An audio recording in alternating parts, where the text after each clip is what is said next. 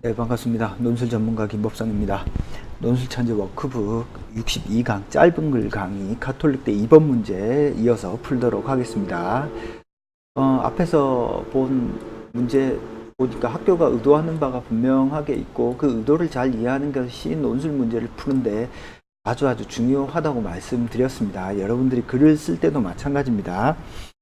여러분들이 알고 있는 것들을 나름대로 논리적으로 쓰는 것이 첫 번째로 해야 될 거고, 두 번째는 출제자가 어떤 의도로 무엇을 보고 싶어 했을까를 항상 생각하는 어떤 습관을 들이는 게 좋을 것 같아요. 자, 이번 문제 보면서 좀 풀어보죠.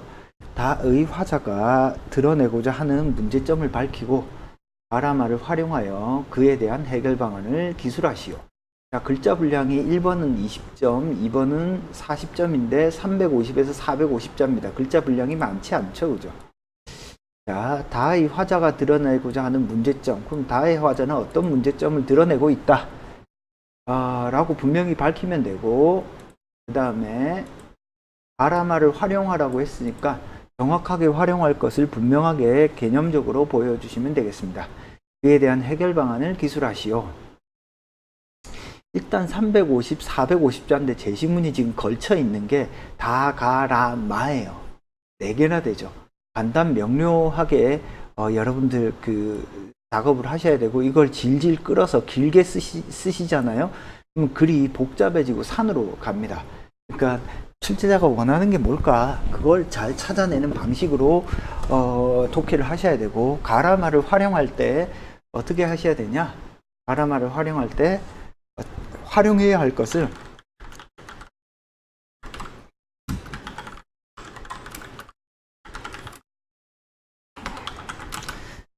활용해야 될 것을 개념적으로 분명하게 제시하는 것이 필요하다라고 볼 수 있겠습니다. 따라서 가라마에서 어떤 걸 활용하면이 아주 선명하게 나와야 되겠네요. 그죠?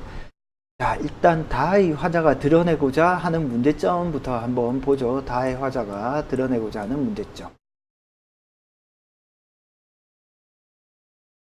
자, 다를 한번 보겠습니다. 성북동 비둘기. 이 성북동 비둘기 시 혹시 처음 보는 분 계세요? 성북동 비둘기 이 시는 여러분들 많이 보죠, 그죠? 성북동 산에 번지가 생기면서 본래 살던 성북동 비둘기만이 번지가 없어졌다. 좀 볼까요?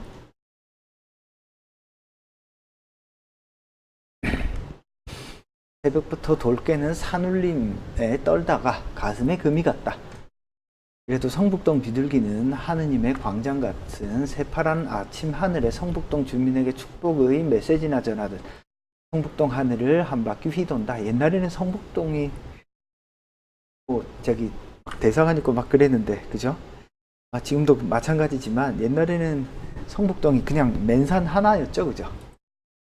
자, 성북동입니다. 성북동이라고 하는 어떤 인간이 살아가는 공간, 그 속에서 살아가는 비둘기. 비둘기는 뭐죠, 그럼? 자연을 상징하겠네요, 그죠? 인간의 어떤 필요에 의해서 훼손되는 어떤 자연을 보여주고 있는 어떤 시다라고 볼 수 있겠습니다. 이 시는 워낙 유명해서 모르는 학생들은 아무도 없을 것 같은데요, 그죠? 성북동 메마른 골짜기에는 조용히 앉아 콩알 하나 찍어 먹을 널찍한 마당은커녕 가는 데마다 채석장 포성. 채석장이 뭐죠? 돌 캐는 데죠, 그죠? 여러분 뭐 대리석이라든지 뭐 화강암이라든지 이런 거 캐는 곳을 채석장이라고 합니다. 그래서 아침 구공탄, 옛날 연탄이죠. 향수를 느끼다가 산 1번지 채석장에 도로 가서 금방 따낸 돌 옹기에 입을 닦는다. 금방 따낸 돌 옹기, 뭘 뜻하나요? 어떤 자연의 어떤 생명이죠. 예전에는 사람을 성자처럼 보고 사람 가까이 사람과 같이 사랑하고 사람과 같이 평화를 즐기던 사랑과 평화의 새 비둘기는 이제 산도 잃고 사람도 잃고 사랑과 평화의 사상까지 낳지 못하는 쫓기는 새가 되었다. 결국에는 이 다제시문이 말하고자 하는 건 뭔가요? 다제시문이 말하고자 하는 것은 인간의 어떤 욕망으로 인해 파괴되는 자연을 이야기하고 있네요. 그죠? 그냥 줄이면 환경 파괴입니다. 환경 파괴.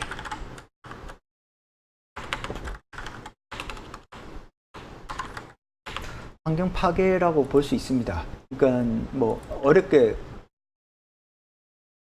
생각 안 하시더라도 환경 파괴로 인해서 발생하는 어떤 자연과 인간의 어떤 상호 교류의 어떤 상실, 그로 인해서 어때요? 물론 인간은 좀 편리해지고 행복해질 수도 있겠지만 장기적으로 보면 자연의 파괴는 인간에게도 불행이죠, 그죠? 인간과 자연의 어떤 공존을 막는 어떤 모습이 나타나는 어떤 시다라고 볼 수 있겠습니다. 자, 그럼 논제를 다시 한번 들어가서 논제에서 본 거는 뭐였죠? 다에 나타난 어떤 환경 파괴의 문제를 어떻게 하라고 했죠? 다의 화자가 드러내고 있는 어떤 문제점을 밝히고, 컴퓨터가 오늘 좀 느리네요. 다의 화자가, 제 컴퓨터가 이렇게 성능이 많이 뛰어나죠. 그래픽카드를 엄청 후진 걸 씁니다. 얘는 하도 오래된 컴퓨터라. 그래서 조금 오늘 좀 버벅대는 것 같네요. 컴퓨터를 오래 켜놔서 그런지 조금 버벅댈 때가 있습니다. 다의 화자가 드러내고자 하는 문제점을 밝히고 다라말을 활용하여 그에 대한 해결 방안을 기술하라. 그럼 문제점을 어떻게 하면 돼요? 다의 화자는 인간의 욕구, 욕망, 욕심으로 인해서 발생하는 환경 파괴의 문제를 다루고 있다.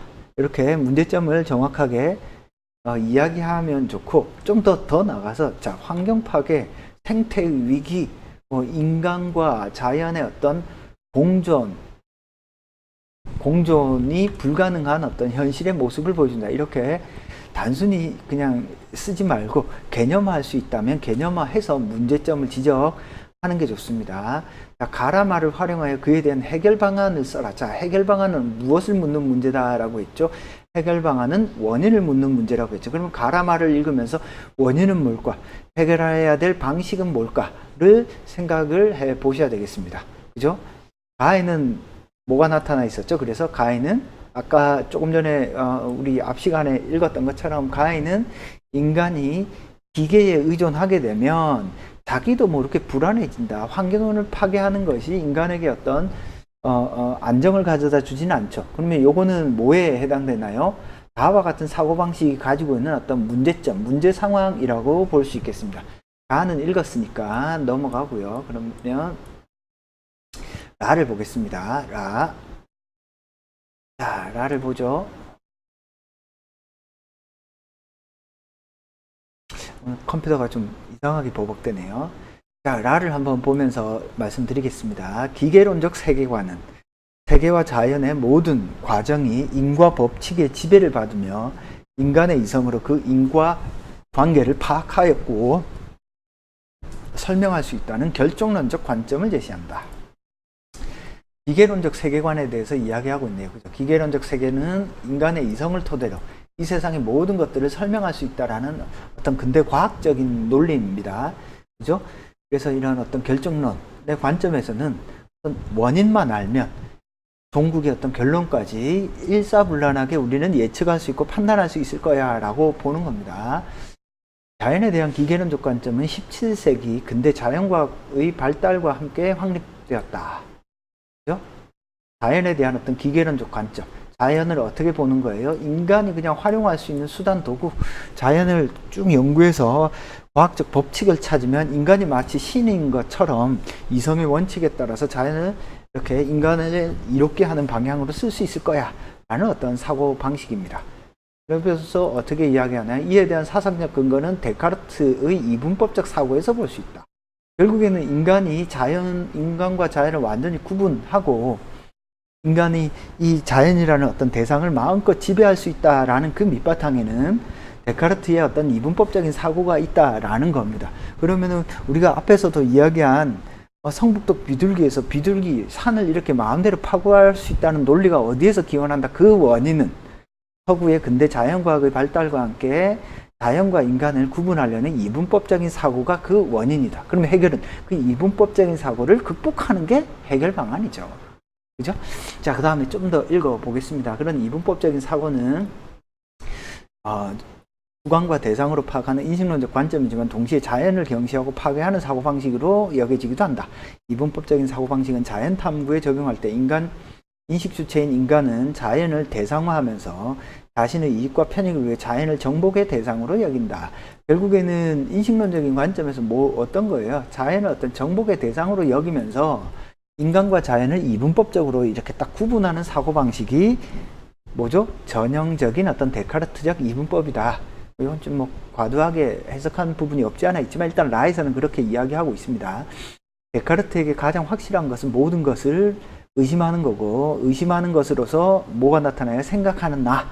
그러니까 열심히 머릿속에 똑똑하게 막 생각을 해서 원칙을 딱 발견하면 그로부터 뭔가 진리를 도출하는 겁니다. 그래서 인간 외부에 있는 자연은 생각하는 나를 통해서만 그 실제성을 부여받는다. 한마디로 데카르트 이분법은 생각하는 나와 그 대상을 구분하는 겁니다. 인간의 주체화와 자연의 대상화가 뚜렷하게 나타난다. 그러다 보니까 어떤 일이 벌어져요? 인간은 주체적인 존재, 욕구, 욕망하는 존재지만 자연은 그 인간의 욕구, 욕망을 받아들일 어떤 대상이 되는 존재가 되는 거죠. 그죠? 나는 생각한다. 그러므로 나는 존재한다라는 데카르트의 관점은 여러 학자에 의해서 자연에 대한 인간의 오만 착취, 더 나아가서 생태적 위기라는 말을 썼네요. 환경 파괴의 주범으로 비판받아왔다. 자, 그러면은 라를 통해서 보면 가가 보여주는 건 뭐죠? 생태적 위기, 그죠? 이런 말은 좀 살려주는 게 좋겠네요. 이분법적 사고, 이런 말은 좀 살려주는 게 좋을 것 같습니다.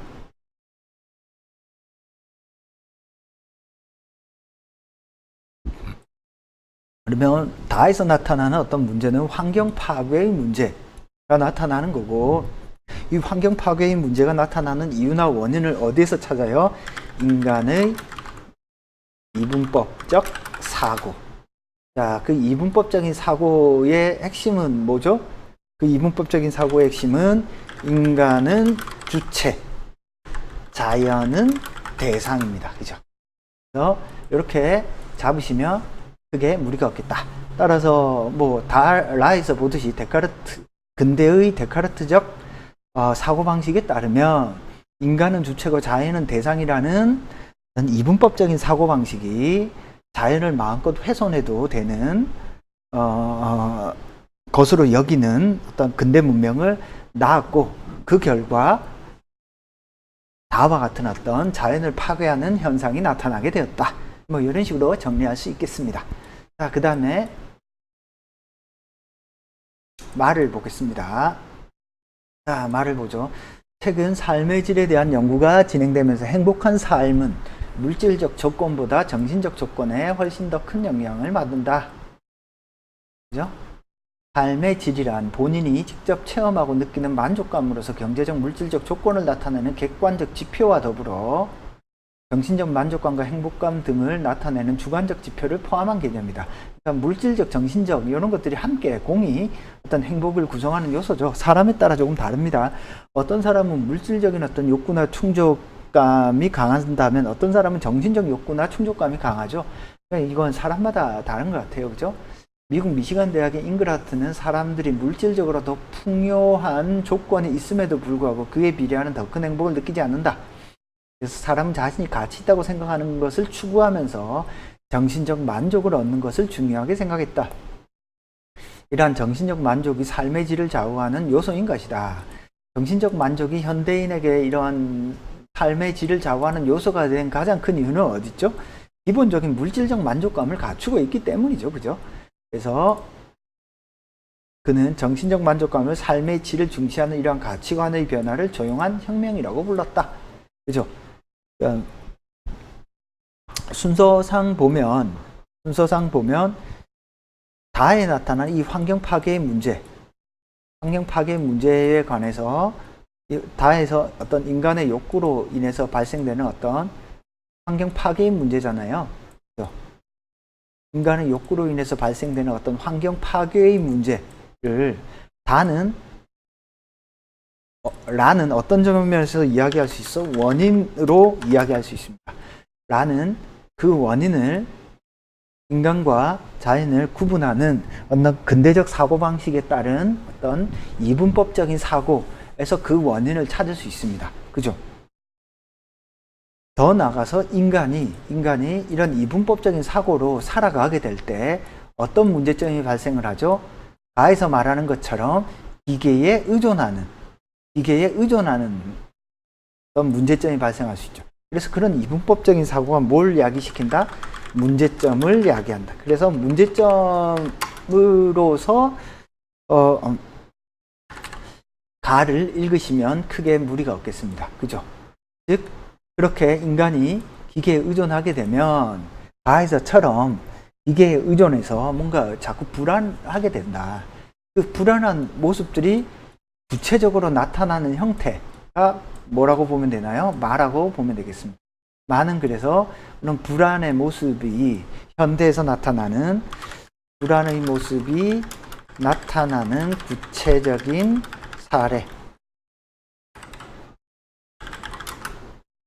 읽으시면 되겠네요. 그죠? 따라서 어떻게 해야 된다? 어떤 물질적인 다에서 말하는 것처럼 그죠? 성북동에서 채석장에서 자연을 다 파괴하면서 황폐한 어떤 자연 환경에 살 것이 아니라 이거는 과거에 근대 사회에는 이랬지만 오늘날에는 기본적인 의식주라든지 생활은 일정 정도 갖추어져 있기 때문에 라와 같은 환경 파괴로는 더 이상 인간의 어떤 만족감을 얻지 못한다. 오히려 가에서 말하는 것처럼 불안해질 뿐이다.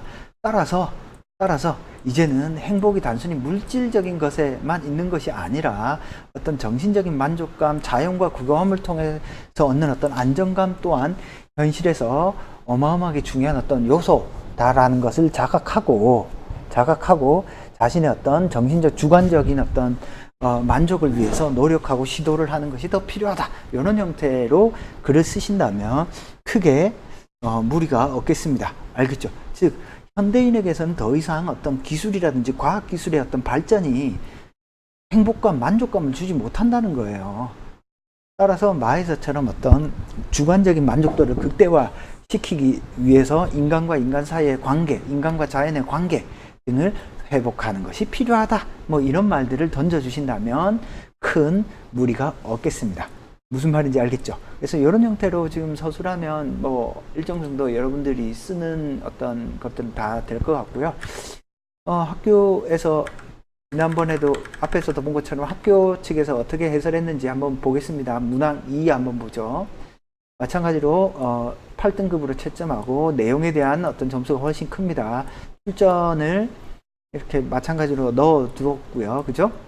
다의 화자가 느끼고 있는 문제점을 파악한다. 그래서 성북동 비둘기는 자연의 순수함과 인간의 평화를 상징하는 대상인 비둘기가 비인간적인 문명의 횡포로 점점 설 자리를 잃어가는 현실을 비판한 시다. 그래서 물질 문명 시대의 자연의 소중함과 평화의 중요성이 상실되어가는 상황을 비판하고 있다. 환경 파괴, 평화, 어떤 물질 문명에서 자연의 소중함, 뭐 이런 것들을 설명하시면 크게 무리가 없겠습니다. 자, 그 다음에 조금 더 내용적인 측면 조금 더 보죠. 가라마에서 공통적으로 지적하고 있는 것들을 파악한다. 그래서 강자의 천지편에 나오는 가는 속도의 효율성에 대한 어떤 것보다는 자연스러움을 강조하고 있고, 라는 오늘날 어떤 생태적 위기랑 환경 파괴에 많은 삶의 조건에서 물질보다는 어떤 정신적 만족감. 그래서 가라마는 공통적으로 어떤 물질적인 것보다는 의존하는 것보다 인간이 주체적으로 자신의 삶을 설계하고 계획하고 기획하는 것에서 어떤 만족감을 얻는다를 공통적으로 지적을 하고 있습니다. 인간이 자연을 대상화할 때 경제적 물질적인 것만을 추구하게 되고 이로 인해 진정한 행복감을 느끼지 못한다. 따라서 진정으로 행복한 삶이란 자신이 가지고 있다고 생각하는 것을 추구하면서 정신적 만족을 얻는 것에 있다. 그래서 대략 채점 포인트들을 이렇게 조금 띄워 놓았습니다. 보시면은 다에서 어떤 비둘기로 상징되는 인간 문명의 횡포, 그래서 경제적 물질적인 조건으로 인해서 인간의 본성을 상실하고 있다. 가라 말을 통해서 대안을 찾을 때 자연을 물질적 대상으로 바라보는 인간 중심주의를 탈피하고, 그죠? 경제적 가치, 효율성을 강조하는 것에 대한 반성, 그죠? 가에 들어있는 거죠. 물질적 가치보단 정신적 가치를 추구할 때 비로소 행복해질 수 있다. 마에 대한 내용이네요. 그죠? 이런 것들을 추구할 때 비로소 바람직한 방향으로 나아갈 수 있다를 이야기하고 있습니다. 자, 모범 답안 한번 읽어보겠습니다.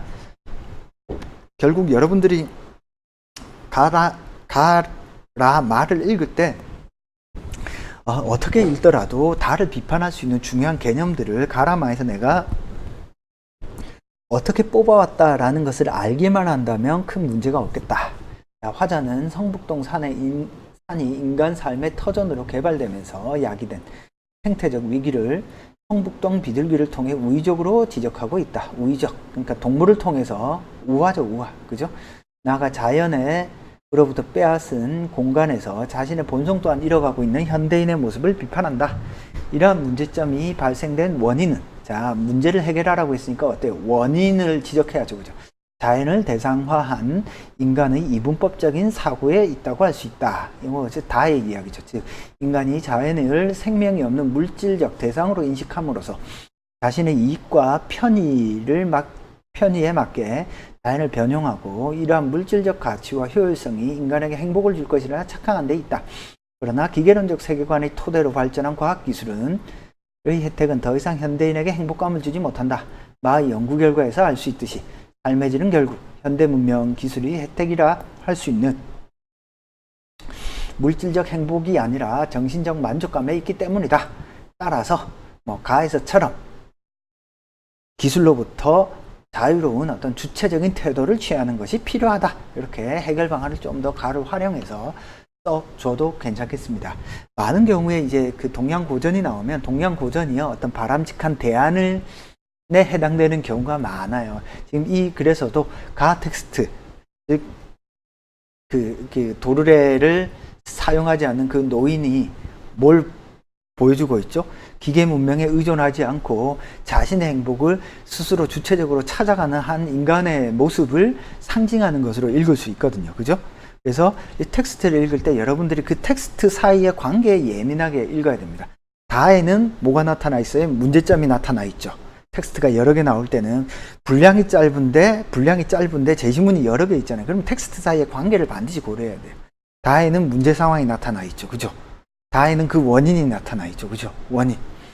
그죠? 마에는 그것이 현대 사회의 사람들에게는 어떤 모습으로 나타나는지, 결국 현대인에게 있어서 행복의 모습은 어떤지가 나타나 있고, 가에서는 그러면 현대인이 어떤 태도를 취해야 되는가에 대한 어떤 사례로서 노인의 어떤 모습이 나타나 있다라고 볼 수 있겠습니다. 어찌됐건 제가 방금 말씀드린 방법으로 제시문 사이의 관계를 찾든 다른 방법으로 관계를 찾든 그 관계가 여러분들이 쓰는 글에서 논리적으로 서술된다면 다 정답이다 라고 볼 수 있겠습니다. 알겠죠? 무슨 말인지. 자, 이번 설명은 여기서 마치고요. 궁금한 사항은 논법.com으로 질문 주시고요. 1661-5143으로 전화 주시면 제가 받도록 하겠습니다.